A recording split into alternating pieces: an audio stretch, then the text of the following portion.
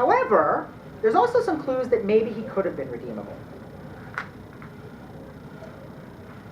Greed's path mimics the early stages of a child learning morality.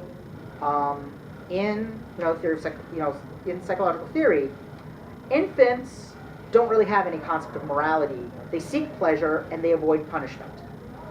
And parents use threats of punishment and offers of pleasure, to manipulate children into being good. Be quiet and I'll give you this cookie. Don't be quiet and I'll send you to your room. Over time, so basically when you get parental approval, you get rewarded. When you get, parental disapproval, when you get shame, you get punished. So over time, we learn to seek approval and avoid shame in their own right. We kind of get conditioned to feel good when we get approval and bad when we're shamed, so we start seeking them in their own right. And so greed gets to the point where he wants approval. He's beyond wanting just pleasure, he's beyond wanting women and money and so forth. He's gotten to the point where he wants approval. And so he sacrifices himself to gain that approval that he wants. There are, of course, more stages in the development of morality, because just wanting approval and avoiding shame isn't morality in and of itself. But greed never gets to them because he dies. But this gives us good reason to hope for Pride Mark II. Pride Mark II is being raised like a normal human child. We see, when he's holding that little bird and wants it to be fixed, we see the other key to human morality, empathy. He, seeing the bird hurts him, and so he wants the bird to not hurt. Between that and, learning morality, I actually have good hope that Pride 2 will become a normal functioning member of society, which then leads to the interesting question of whether he still has his powers and what he'll do when he discovers them. But that is something for fanfic. So let's talk. I got a little, so we've talked a little bit about morality. FMA, like I said, it's a shonen. It's got a very hopeful, positive view of the world, ultimately. There's a lot of darkness in FMA, but ultimately that darkness is there for contrast. It's ultimately got a very positive view of the world and of humanity, which leads us into the concept of equivalent exchange. Does that show up at all? Because on my screen it doesn't, but that's Mommy. Or actually, that's Al, but Ed thinks it's Mom. And fairly late in the series, Ed discovers that human transmutation, that wasn't his mom. Human transmutation just outright doesn't work. There is no way to bring a person back from the dead. The question is why? And I think the answer is that it's equivalent exchange. And there is no equivalent exchange. There is nothing that could possibly be worth enough to you to trade it for the life of someone you love. And so you can't bring your loved ones back from the dead. Now, when you're doing it the other way around, where you've got a philosopher's stone, well, those are anonymous strangers.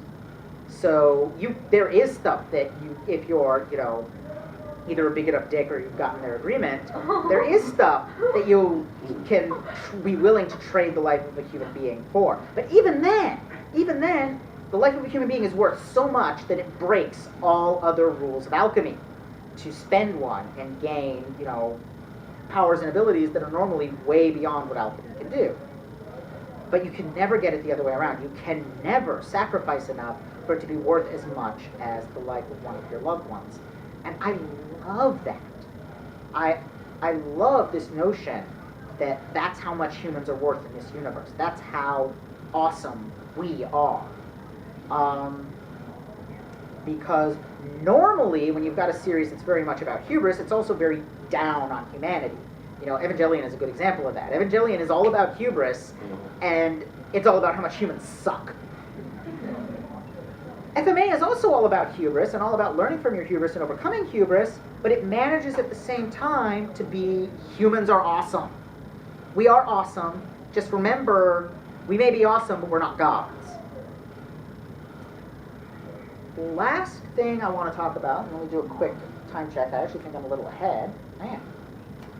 Last thing I want to talk about is something I came up with while I was working on this panel that I thought was kind of an interesting path. Because I was looking at psychology, I was looking at the development of how humans, see the world. There is alchemy in psychology, specifically in Jungian psychology. How do you make your heart full metal?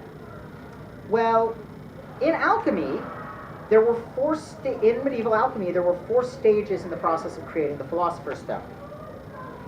Jung said that those 4 stages are also the process of growing up and of overcoming your challenges and of attaining your full potential.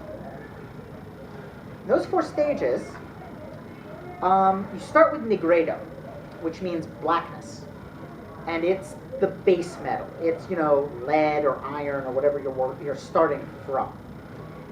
It's the dark night of the soul. It's discovering that you have a shadow. You have darkness inside of you. You have things about yourself you don't like, that you've never looked at before, but now you're looking at them and you're horrified to see who you are.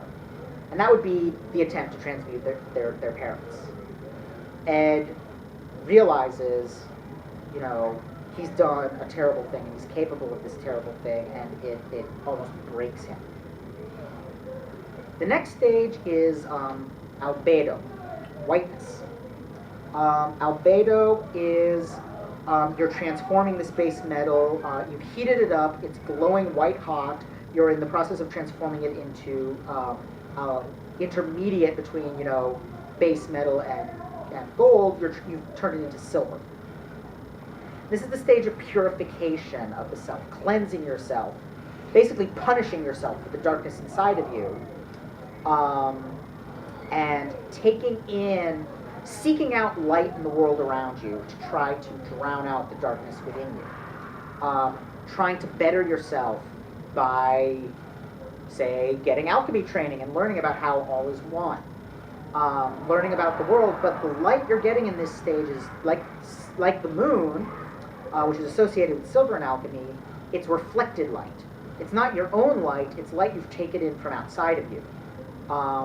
So in this stage, Ed has all this alchemical training and skill, but it's all from Izuku. He doesn't have anything of himself in it yet. The next stage in creating the Philosopher's Stone is called citrinitas, which means yellowness. And it's the stage at which silver becomes gold. It's a stage at which the moon is replaced by the sun. It's dawn. It's finding the light in yourself. It's finding, yes, you have darkness in you, but you have light in you too. And you can use this light to do good things in the world. You can be a good person. This is where Ed is for most of the series.